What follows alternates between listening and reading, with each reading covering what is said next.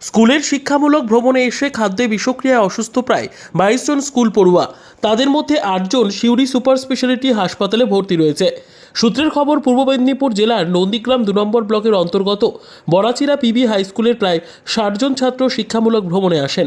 গত 29শে সেপ্টেম্বর নন্দীগ্রাম থেকে বেরিয়ে তারা বীরভূম ও ঝাড়খণ্ড ঘুরতে আসেন। এদিন সকালে ঝাড়খণ্ডের ত্রিকুট পাহাড়ে ঘুরতে যাওয়ার সময় বাসে বমি করতে শুরু করে ছাত্রছাত্রীরা। এরপর তাদের প্রাথমিক চিকিৎসা করিয়ে আবার ঘুরতে বেড়ানোর পর বীরভূমে ঢুকে তারা আবারও অসুস্থ হয়ে পড়ে। এরপরই তাদের মধ্যে 8 জনকে ভর্তি করা হয় সিউড়ি সুপার স্পেশালিটি হাসপাতালে। জানা গিয়েছে, ভ্রমণের কারণে তারা নিজেরাই রান্নার ব্যবস্থা করেছিলেন।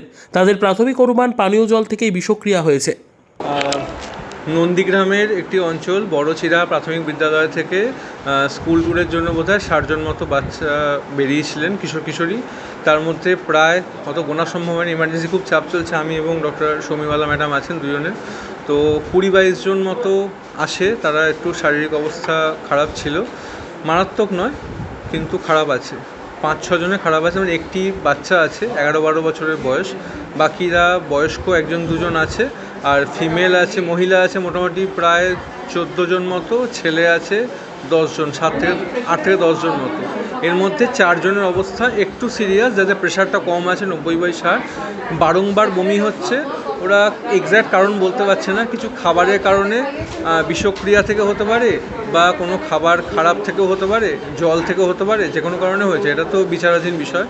বা কিশোর কিশোরী যারা, প্রত্যেককে ভর্তি করা হয়েছে, বা তারা উপরে চিকিৎসা পাবে। মেডিসিন ডাক্তার আন্ডারে ভর্তি হয়েছে। আমরা এখানে প্রাথমিক চিকিৎসা করেছি, প্রেশার মাপা হয়েছে, পালস মাপা হয়েছে, দেখা যাক কী হয়। আমি আর ম্যাডাম দুজনে মিলেই করেছি, ডক্টর শমীওয়ালা দুজনেই ছিলেন।